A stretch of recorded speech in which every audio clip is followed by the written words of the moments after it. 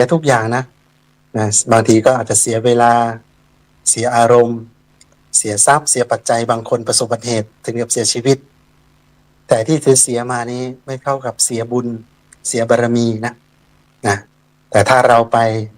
นะบางคนก็เสียเพื่อเสียบางคนก็เสียเพื่อได้นะเสียเวลาเสียอารมณ์เสียปัจจัยเสียสุขภาพแล้วก็ยังมาเสียบุญเสียบารมีอีกแต่ถ้าเราเสียเพื่อได้นะเสียเวลาเดินทางไปเราไปจัดตักบาตรเสียเวลาเดินทางไปปล่อยปลาอย่างเงี้ยเราเสียเวลาแต่เราได้บุญได้บารมีเสียเวลาไปเยี่ยมพ่อเยี่ยมแม่นะปีใหม่แล้วไปซื้ออะไรอร่อยๆไปฝากท่านนะครับแล้วก็ไปเยี่ยมหมู่ญาติไปกราบเท้าไปขอศีลขอพรปีใหม่อันนี้เป็นต้นนะเราก็เสียเพื่อได้นะครับวันนี้พระอาจารย์ได้นำหนังสือของพระเดชคุณหลวงพ่อทัตตาชีโวเนาะนี่ในอายุวัฒนมงคล84 ปีเนาะกู้โลกกู้ภัยกู้ได้ด้วยสติความดีสากลนะกู้โลกกู้ภัยกู้ได้ด้วยมีสติทำความดีสากลการที่โรคภัยไข้เจ็บนะหรือว่าภัยต่างๆที่เกิดขึ้นในโลกใบนี้เนาะล้วนแล้วแต่มันเกิดจากอะไรถูกไหมนะเป็นคุณพ่อทัตตาชีโวท่านก็ได้เมตตานะให้คุณค่านะครับให้หนังสือเล่มนี้พูดง่ายว่ากลั่นออกมาจากทั้งทางโลกและทางธรรมในอายุวัฒนมงคลของท่าน84 ปีนะท่านก็เมตตาได้ประพันธ์หนังสือเล่มนี้ขึ้นมาว่าโลกเกิดเหตุการณ์ร้ายแรงมีอยู่3ประการนะประการนะเป็นระยะนะพูดง่ายว่าโลกเกิดเหตุการณ์ร้ายแรงอยู่3ประการเกิดเป็นระยะแต่ละครั้งทำให้ผู้คนเจ็บป่วยล้มตายเป็นจำนวนมากเหตุการณ์เหล่านี้คือ1นะสงคราม2ดินฟ้าอากาศแปรปรวนส่งผลให้อาหารขาดแคลน3โรคระบาดร้ายแรงทั้ง3ประการนี้เนี่ยนักวิชาการและนักการศาสนาไม่สามารถที่จะอธิบายได้ชัดเจนว่าสาเหตุที่แท้จริงเกิดจากอะไรใครบ้างมีหน้าที่ป้องกันแก้ไขและต้องทำด้วยวิธีการใดเหตุการณ์เหล่านี้จึงจะหมดไปแบบเบ็ดเสร็จ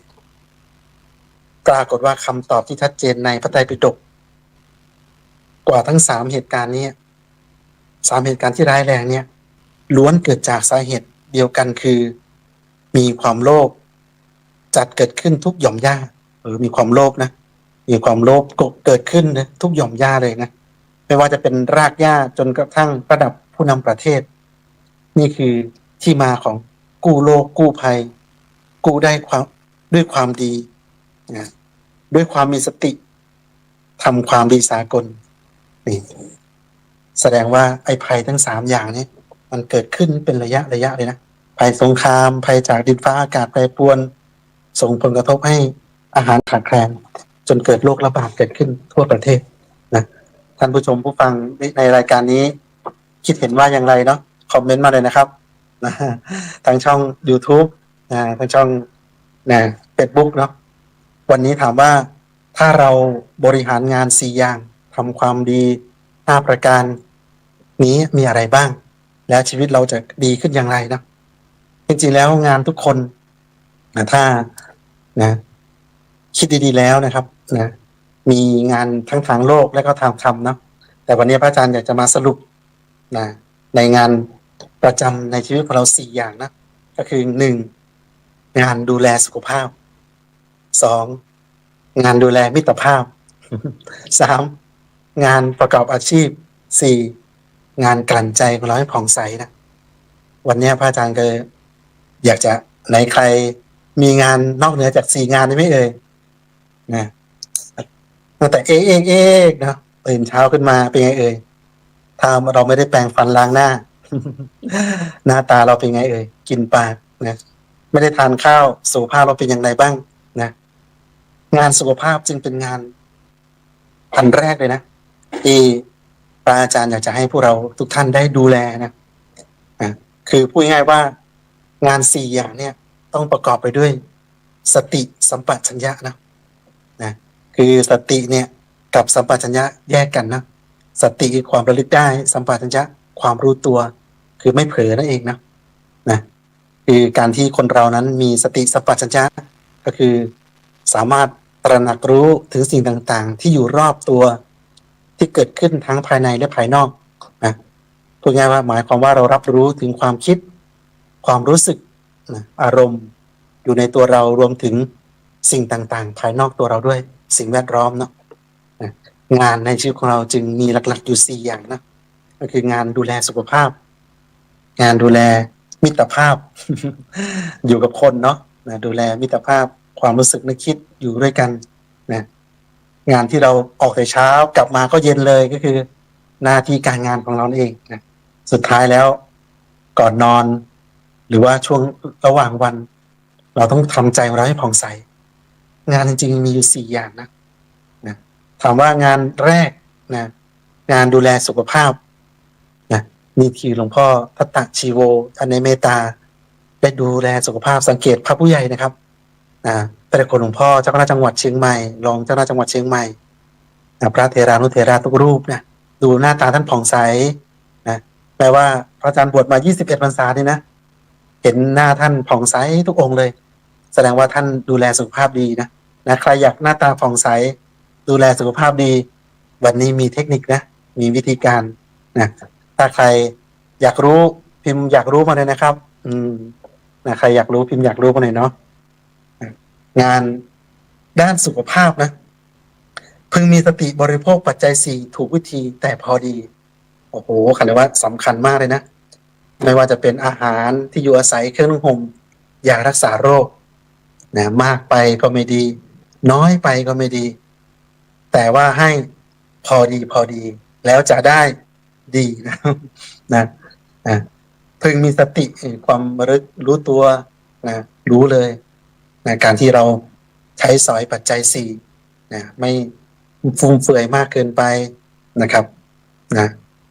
หรือว่าขาดแคลนจนสุขภาพตัวเองย่ำแย่ก็ไม่ได้นะให้พอดีให้มีสตินะ2นะงานดูแลสุขภาพนะพึงมีสติทำความสะอาดจัดระเบียบปัจจัย4มีมาแล้วเราก็ต้องจัดระบบระเบียบนะซึ่งวันนี้พระอาจารย์ได้เห็นพระผู้ใหญ่เนาะท่านมีที่พักรองรับพระมหาเถระจากที่ทั้ง4นะมีห้องนอนห้องน้ำห้องขบฉันนะครับแล้วก็ห้องแต่งตัวห้องทำงานพวกนี้ว่าห้องชีวิตเนาะห้องครัวห้องนอนห้องน้ำห้องครัวห้องแต่งตัวห้องทำงานนะบางโรงเรียนก็จัดเป็นระบบระเบียบดีมากๆเลยทีเดียวถือไม่ว่าทั้งมีสติในการทำความสะอาดจัดระเบียบด้วยนะนี่คืองานสุขภาพนะสุขภาพโดยตรงเลยสุขภาพนะรอบสิ่งแวดล้อมรอบกายนะข้อที่3นะงานสุขภาพก่อนพึงมีสติจัดกิริยาท่าทางยืนเดินนั่งนอนถูทีและออกกำลังกายพอเหมาะเห็นไหมครับว่าสิ่งที่เรายืนเดินนั่งนอนอยู่ในสายตาของถ้าเป็นครูก็เป็นไงเอ่ยนะอาจารย์มีเคสสตี้เคสหนึ่งนะมีพ่อกับลูกนั้นนั่งรถไปนะขับรถไปตั้งแต่นะเด็กลูกตั้งแต่อนุบาลนะไปส่งลูกตั้งแต่อนุบาลขี่รถไปนะจนลูกจบนะประถมผ่านไปมัธยมเริ่มฝึกขับรถให้ลูก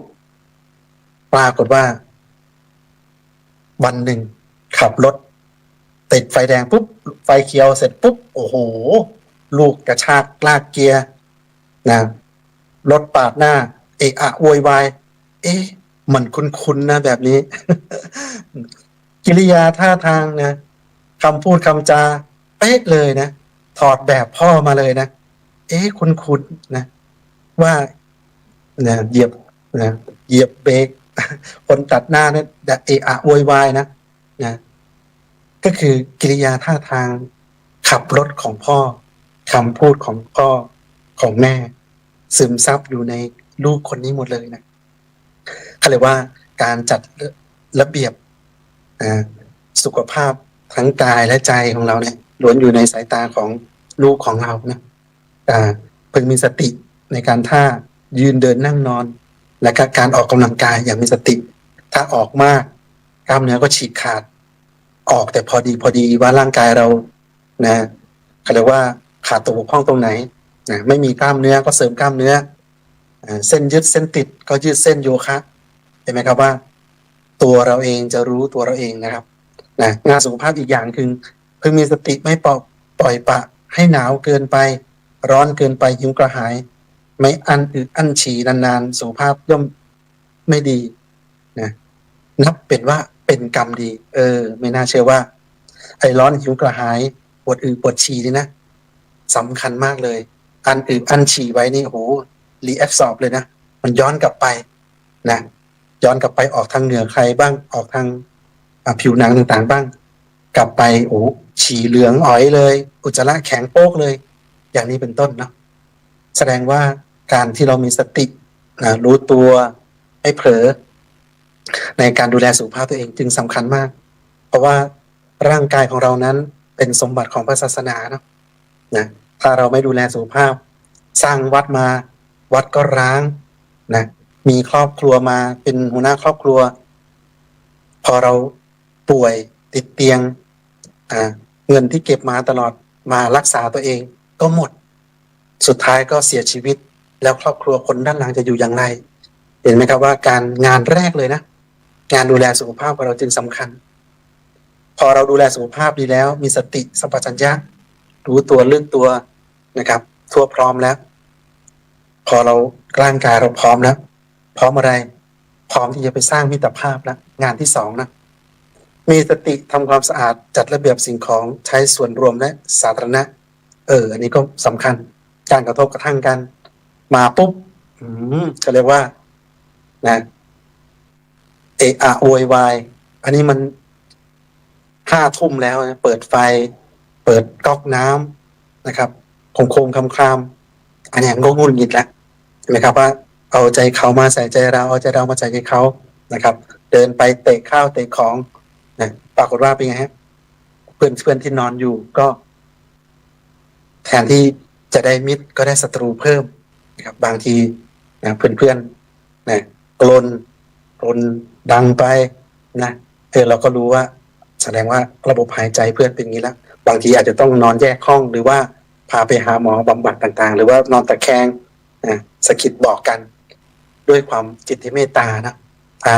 เรารู้ว่าสิ่งไหนที่ควรแก้ไขเราก็ไม่ปล่อยปละละเลยนะงานมิตรภาพอย่างคือพึงมีสติพูดแต่คำจริงเป็นประโยชน์ไพเราะถูกเวลาไม่ว่าร้ายไม่หยาบไม่นินทาไม่เพ้อเจ้อเห็นไหมครับว่าคำพูดของเราพูดแล้วต้องมีสติถ้าคำสอนคุณยายอาจารย์มหารัตนอุบาสิกาอาจารย์กนุยุงก็บอกว่า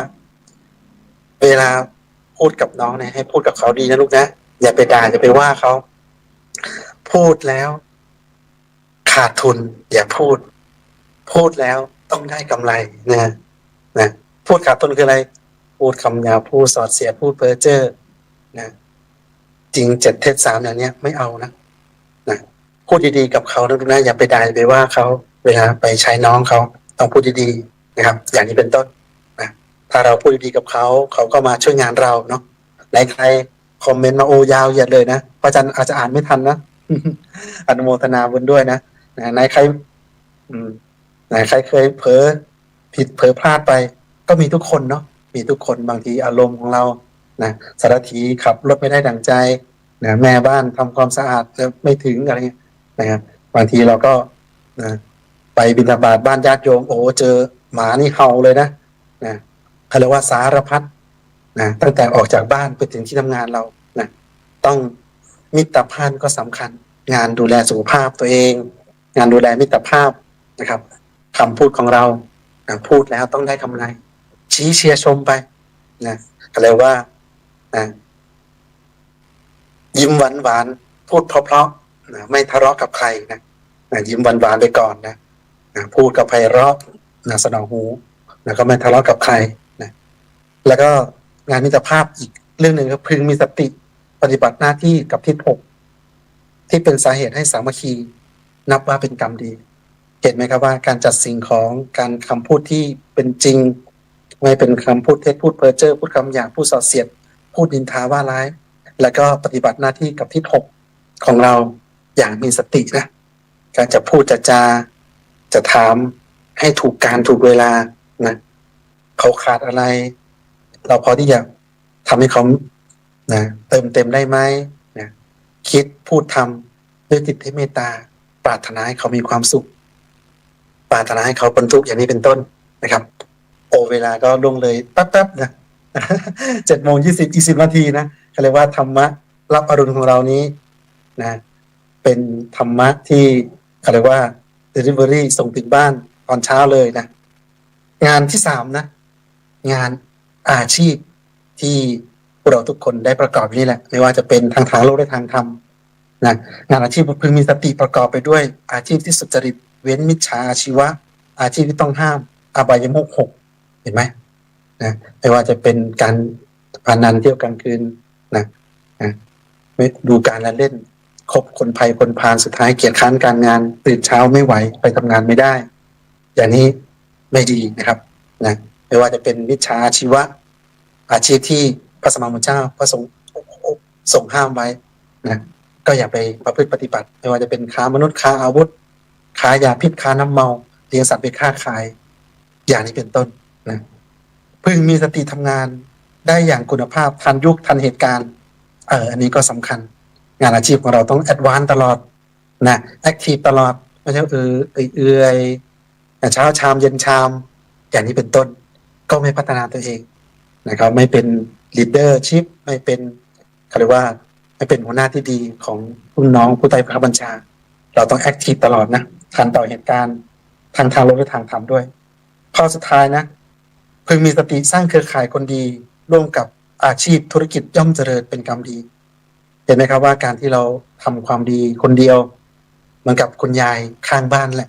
ใส่บาตรทุกวันเลยนะใส่บาตรทุกวันเลยวันหนึ่งคุณยายนอนจมกองเลือดอยู่พร้อมกับกระติบข้าวดูอะไรรู้ไหมไอเด็กขี้ยาข้างบ้านมาขอตังค์ยายจ่ายก็จะเอาเงินไว้ทำบุญมันก็ทุบหัวยายเลยเราทำความดีคนเดียวไม่ได้เราต้องสร้างเครือข่ายคนดีถ้าทางบ้านเรายังเป็นคนภัยคนพาลอยู่ทำไงวิธีการไหนบ้างที่เราจะเป็นกันมิตรให้กับเขาได้อย่างนี้เป็นต้นนะแล้วข้อสุดท้ายนะกลั่นใจเราให้ผ่องใสพูดง่ายว่างานดูแลสุขภาพ1งานมิตรภาพ2งานอาชีพ3สุดท้ายไม่ว่าจะเป็นการดูแลสุขภาพดูแลมิตรภาพงานอาชีพของเราสุดท้ายก็ต้องมาดูใจตัวเองนะให้มีสติหมั่นเยี่ยมเยียนพระภิกษุทำทานรักษาศีล 5อุโบสถศีลคือพูดง่ายว่าอยู่ร่วมกันในที่ทำงานอยู่ร่วมกันในวัดที่โรงเรียนที่บ้านก็ดีมันไปพูดคุยเยี่ยมเยียนกันนะแนะนำการรักษาศีลถ้าเป็นพระเขาลงอุโบสถถ้าเป็นญาติโยมเข้าวัดไปรัตนาศีล 5รักษาศีล 5นี้เป็นต้นนะเพราะอะไรเพื่ออะไรทำใจเราให้ผ่องใสให้คุ้นกับบุญนะให้คุ้นกับความดีนะให้มีสติรู้ตัวสุดท้ายนะกันใจเราให้ผ่องใสเพื่อมีสติมันทำความดีมันทำความเห็นให้ตรงด้วยการฟังธรรมแสดงธรรมสนทนาธรรมเช่นวันนี้ธรรมารับอรุณของเจ้าคณะจังหวัดเชียงใหม่คณะสงฆ์เผยแผ่ธรรมทำเป็นทีมธรรมารับอรุณในวันนี้ที่ได้มานิมนต์พระอาจารย์พระธรรมโชติสิโปประธานสงฆ์ทุดงคฐานล้านนาครูพระสอนธรรมมาวันนี้ก็เหมือนกันนะพระอาจารย์รูปไหนมีความรู้ความสามารถพระอาจารย์รูปไหนพระเถรานุเถระวัดใดไปนิมนต์ท่านนะครับวัดใกล้บ้านเราอย่าให้วัดรกวัดร้างอย่าให้พระนะอยู่เขาเรียกว่าบวชไปวันๆแต่ว่าให้ท่านได้ศึกษาธรรมะของพระสัมมาสัมพุทธเจ้าศึกษาพระบาลี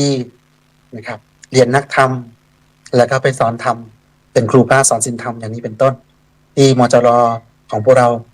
ในทุกวิทยาเขตเลยนะที่ท่านเฟ้นหาพระภิกษุที่มีความรู้ความสามารถได้มาทุ่มเทเสียสละแล้วก็เข้าไปในโรงเรียนทำให้ครูเด็กแล้วก็ญาติโยมสาธุชนได้เห็นได้เอาธรรมะในพระไตรปิฎกออกมาเล่ามาไขจากยากเป็นง่าย จากง่ายๆแล้วก็มาเป็นแนวทางการปฏิบัติได้ใช่ไหมงานดูแลสุขภาพงานดูแลมิตรภาพงานอาชีพเหล่านี้แล้วก็งานดูแลใจตนเองสิ่งสำคัญสุดท้ายนะครับพึงมีสติเจริญสมาธิภาวนาให้บรรลุธรรมเข้าถึงธรรมนะกายของเราประกอบไปด้วยกายมนุษย์นี่แหละกายยาวานะคือกว้างศอกนี่แหละต้องดูแลสรีระยนต์นี้ให้ดีแล้วก็ใจของเรามีธรรมภายในนะมีดวงธรรมภายในนะมีองค์พระภายในแค่เราหลับตาเบาๆสบายๆเอาใจนิ่งไว้ที่ศูนย์กลางกาย center of body นี่แหละนะกลางกายเรานี่แหละเหนือสะดือขึ้นมา2 นิ้วมือนี่แหละนะเอานิ้วชี้กับนิ้วกลางวางทับสะดือเราลองหายใจเข้าที่ตรงยุบหนอพองหนอนี่แหละนะยุบหนอพองหนอตรงพุทโธตรงสัมมาอรหังตรงกลางท้องนี่แหละเป็นแหล่งที่ตั้งเดิมของใจนะวันนี้ถ้าเราได้ทำงานประจำ4 อย่างนี้ให้ลงตัวนะงานดูแลสุขภาพงานดูแลมิตรภาพงานดูแลการประกอบอาชีพของเราสุดท้ายมาดูแลใจตนเอง4 อย่างนี้ถ้าเราดูแลดีรับรองว่าการเงินการงานการคบค้าสมาคมสัมพันธ์ในทิศทั้ง6ของเราดีแน่นอนถามว่าดีแล้วมีคุณภาพหรือยังนะคือเราต้องมีความดีเพิ่มเติมแอดวานซ์ขึ้นมาอีกนะอันนี้แค่เรารู้ว่างานประจำของเรามีอยู่4 อย่างเหลือเวลาอีก5 นาทีนะเร็วมากนะชื่อเลยว่าธรรมะรับอรุณของเรานี้อัดเต็มโอ้โหสาธุนะใครเข้ามาแล้วใครอยากฟังทำเรื่องอะไรก็คอมเมนต์มานะครับนะพระอาจารย์ไม่ได้อ่านคอมเมนต์นะก็วันนี้ให้เราได้รู้ว่างานประจำจริงๆแล้วเนี่ยงานดูแลสุขภาพสำคัญมากถ้าสุขภาพเราดีอารมณ์ดีอารมณ์เดียวอารมณ์สบายนะก็เกิดขึ้นถ้าร่างกายเราดีจิตใจเราก็ดีไปด้วยแต่ถ้าเราเจ็บๆป่วยๆเป็นไงปวดหัวอยากจะไปเที่ยวไปเล่นไหมอยากไปทำงานไหม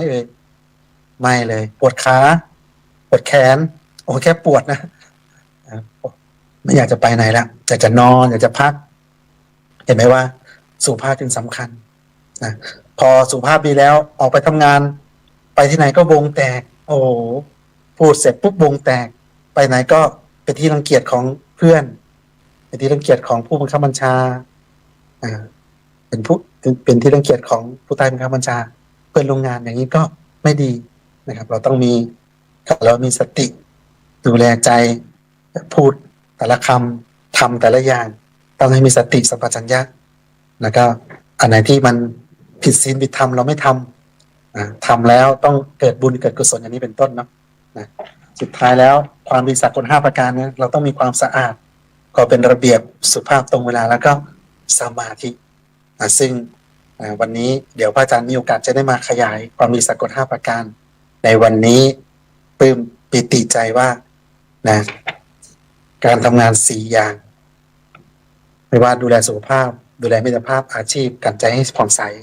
แล้วดูแลเสนาสนะปัจจัย4เราให้มีความสะอาดความเป็นระเบียบให้มีความสุภาพตรงเวลาและก็เกิดสมาธิอย่างนี้จะทำให้ชีวิตเราดีขึ้นทุกด้าน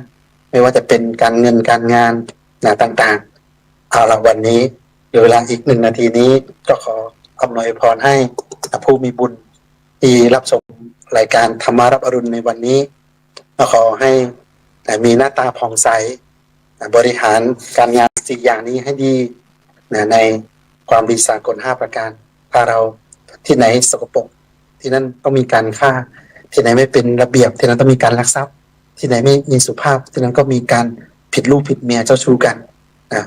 ที่ไหนไม่มีการตรงเวลาสัจจะก็ไม่มีที่ไหนดื่มเหล้าดื่มเบียร์สติสัมปชัญญะก็ไม่เกิดถ้าเราบริหารงาน4 อย่างในความดีสากลนี้พระอาจารย์เชื่อมั่นว่าชีวิตของเราดีแน่นอนขอความเจริญในธรรมจงมีแก่ญาติโยมสาธุชนแล้วก็กราบถวายความเคารพพระเถรานุเถระมาณโอกาสนี้กราบขอบพระคุณครับ